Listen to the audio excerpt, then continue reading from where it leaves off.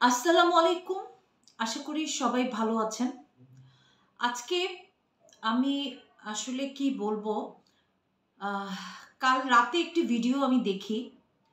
ভিডিওটা দেখার পর থেকে মানে আমি রাগে, কষ্টে, যন্ত্রণায় আমি ঠিক আপনাদেরকে বোঝাতে পারবো না। আমার প্রচণ্ড কষ্ট হচ্ছিল যে কখন আমি আপনাদের সাথে এসে বসবো এবং আমার কিছু কথা, আমার মনের কিছু কথা আপনাদের সাথে শেয়ার করব।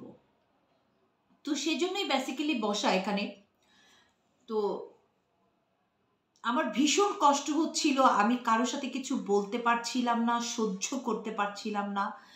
কিভাবে এই বিষয়টা আমি বলবো, সেজন্য আমি এখন আপনাদের সাথে বিষয়টা নিয়ে শেয়ার করব। তো যে বিষয়টা আমি শেয়ার করব এটা খুবই কষ্টদায়ক একটা ঘটনা এবং পৃথিবীর ইতিহাসে বিরল। হ্যাঁ, পৃথিবীর ইতিহাসে এভাবে ওপেন, হ্যাঁ, এভাবে ওপেন একজন খুনিকে নিয়ে এভাবে আহ, তাকে সম্বোধন করা এবং তাকে সেলিব্রেট করা, এটা পৃথিবীর ইতিহাসে বিরল। তো আমি যার কথা বলছি আপনারা নিশ্চয়ই বুঝতে পারছেন। আমি কাল রাতে এই ভিডিওটা দেখেছি। আমি জানি না ভিডিওটা কখন লাইভ হয়েছে, কিন্তু আমি গত রাত থেকে রাতে আমি অফিস শেষ করে বাসায় এসে দেন ভিডিওটা দেখেছি।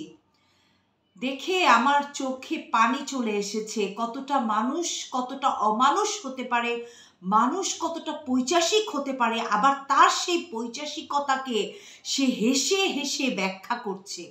মানে কতটা মানুষ কতটা, মানে আপনারা কি বলবো, যে একটা মানুষ কতটা অমানুষ হলে এরকম একটা কাজ করতে পারে, এরকম একটা বিবৃতি দিতে পারে, এবং সেটা লাইভে, হ্যাঁ, সবার সামনে। অনেক অনেক যে মানুষটা, মানে যে সাংবাদিক, আসলে সাংবাদিকতা পেশাটা অনেক সম্মানজনক একটা পেশা, এবং আমি প্রত্যেক সাংবাদিক ভাইকে অনেক শ্রদ্ধা করি, প্রত্যেক সাংবাদিক ভাই বোনকে আমি ভালোবাসার চোখে দেখি। কারণ তারা যদি আমাদের কষ্টের কথা, আনন্দের কথা যদি প্রকাশ না করতো, মানুষ কিন্তু জানতো না। হ্যাঁ, মানুষ কিন্তু জানতো না, মানুষ কিন্তু অনেক অপরাধ ধামাচাপা পড়ে যেত। তো এই জন্য সাংবাদিকতা একটা সম্মানজনক পেশা, মহান পেশা।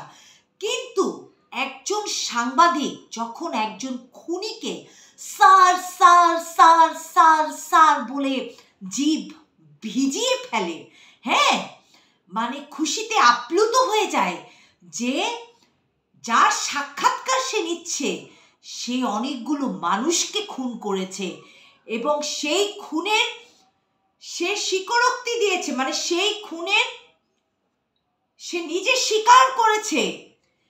আর সেই যাদেরকে খুন করেছে তার মধ্যে প্রেগনেন্ট মহিলা ছিল, যার পেটে বাচ্চা ছিল।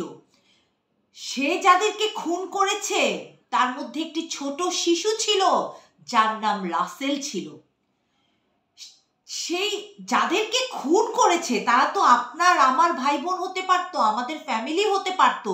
এই যে সাংবাদিক যিনি সাক্ষাৎকার নিচ্ছেন, আপনার ফ্যামিলিও তো হতে পারতো। হ্যাঁ, আপনার নাম ইলিয়াস না? হ্যাঁ, আমি আপনাকেই বলছি। আপনি স্যার স্যার বলে তাকে সম্বোধন করে তাকে, হ্যাঁ, একটা খুনিকে কিভাবে পারলেন? আপনাকে একটা ব্যাপারে আমার সাপোর্ট দিতে হয়, ধন্যবাদ জানাতে হয়, যে এই খুনি ডালিম, মেজর ডালিম, আবার মেজর পরিচয় দিচ্ছে সে নিজেকে। হ্যাঁ, এই খুনি মেজর ডালিম, যাকে আমরা কেউ চিনতাম না, কেউ দেখতাম না, কেউ তার চেহারা চিনতাম না। হ্যাঁ, তার আগের ছবি ছিল, সেই ছবিটাই আমরা দেখেছি ছোটবেলা থেকে। তাকে আপনি পাবলিকের সম্মুখে এনেছেন, এই জন্য আপনাকে আমি ধন্যবাদ জানাই। কিন্তু বাদ বাকি আপনি যা করেছেন তার জন্য আপনি কোনো কেন করেছেন আমি জানি না। কেন তাকে এত সম্মান, এত সম্বোধন কেন করেছেন মানে কেন? আপনি কি নোবেল পুরস্কার পাবেন, নাকি আপনাকে দেওয়া হবে, কি অস্কার দেওয়া হবে, কোনটা দেওয়া হবে? দেশে তো আপনি বলেছেন আপনার কি পাসপোর্ট আপনি বাংলাদেশে আসতে পারেন না। আমি জানি না আপনি এসেছেন কিনা, কিন্তু আমার মনে হয় না যে ডক্টর মোহাম্মদ ইউনূসও আপনাকে বাংলাদেশে আসতে দিবে, আমার মনে হয় না। ঠিক আছে? আর এই যে মেজর ডালিম, হ্যাঁ আপনাকে বলছি, আপনি দেশের মানুষের উপকার করবেন। আপনি কাকে খুন করেছেন, কাকে মেরেছেন, কেন মেরেছেন? ক্ষমতার জন্য? আপনাকে চাকরিচ্যুত করেছে সেই জন্য? হ্যাঁ, কতটা অমানুষ আপনি! বঙ্গবন্ধু তো আপনাকে অনেক অফার দিয়েছিলেন বিদেশে যাওয়ার, ব্যবসা করার। সেই মানুষটাকে আপনি কিভাবে পারলেন মেরে ফেলতে, তার পুরো পরিবারকে? আমি ধরেই নিলাম 1 মিনিটের জন্য যে বঙ্গবন্ধু আপনার সাথে অন্যায় করেছে, অপরাধ করেছে, তাই বলে তার পুরো পরিবারকে হত্যা করতে হবে? একটা শিশু বাচ্চা রাসেল, তাকেও হত্যা করতে হবে? একটা প্রেগনেন্ট মহিলা, তাকেও হত্যা করতে হবে? এই পুরো পরিবারকে হত্যা করে আপনাদের কি মাথায় ছিল না যে শেখ রেহানা এবং শেখ হাসিনা এখনো জীবিত আছে, তারা বিদেশে আছে? তখন কি তা আপনাদের মাথায় ছিল না? তাহলে কেন এই পুরো পরিবারটাকে, বঙ্গবন্ধুর সাথে আপনাদের দ্বন্দ্ব ছিল মানলাম, হ্যাঁ ওনাকে তো আপনারা যে কোনো জায়গায় বাইরে নিয়েও মেরে, উনি তো সবার সাথে মিশতেন, ওনার একটা বিশ্বাস ছিল যে সবাই তাকে ভালোবাসে, বাংলাদেশের মানুষ তাকে ভালোবাসে, এবং সেটা সত্যি ছিল। আপনি বলেছেন 1971 সালের মানুষ যেভাবে, আপনি বঙ্গবন্ধুকে এটা বলেছেন যে 1971 সালের মানুষ যেভাবে আপনাকে ভালোবাসতো, এখন কিন্তু তারা আপনাকে সেভাবে ভালোবাসে না। এটা আপনি বঙ্গবন্ধুকে বলেছেন, এটা আপনি বলেছেন আপনার মুখ থেকে। আপনি এই যে কালকে লাইভ করলেন, আপনি বলেছেন। তাহলে এই যে কথাগুলো আপনি বললেন, বঙ্গবন্ধুকে মানুষ এখন ভালোবাসে না, আসলে তো আপনারা ভালোবাসেন না। আপনারা চেয়েছেন ক্ষমতা দখল করতে, কিভাবে তাকে হত্যা করে ক্ষমতা নেবেন। নিতে পেরেছেন? কোনোদিনও পারবেন না। এই দুনিয়ায় তো পারবেন না, ওই দুনিয়ায় পারবেন না।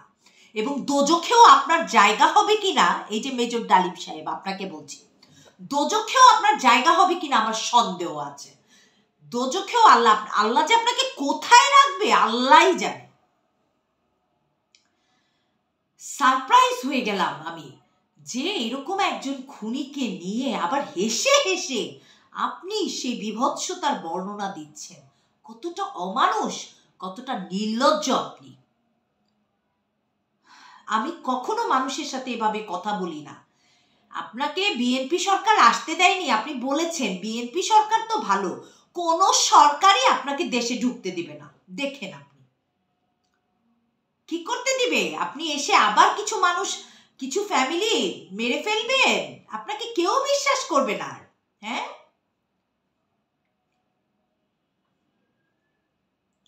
আপনি তো মেজর নামের কলঙ্ক। আর্মি মেজর, এদের কাজ কি? দেশকে রক্ষা করা, দেশের মানুষকে রক্ষা করা।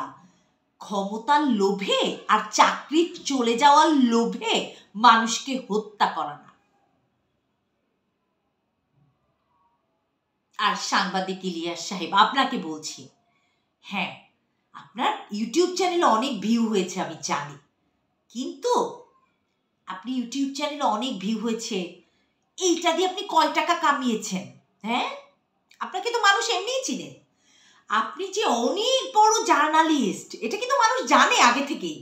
আর এইটা করে কি লাভ হয়েছে আপনার, আপনি বলেন? যাক, আমার মনে অনেক কষ্ট ছিল, অনেক ক্ষোভ ছিল।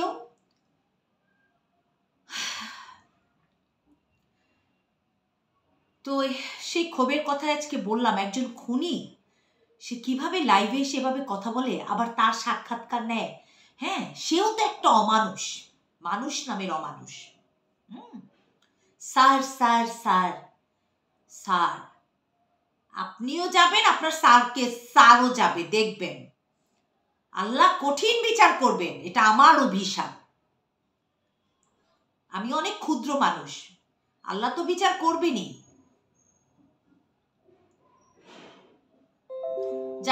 রেগে টেগে অনেক কথা বললাম, ক্ষমা করে দিবেন। যদি আমি কিছু ভুল বলে থাকি, আমার অনেক কষ্ট হচ্ছিল সেজন্য বললাম। ভালো থাকবেন সবাই। আজকের মতো আল্লাহ হাফেজ। আমি জানি না আপনাদের কাছে এই লাইভ কেমন লেগেছে, আমার কাছে কেমন লেগেছে সেটার ব্যাখ্যা দিলাম। আল্লাহ হাফেজ।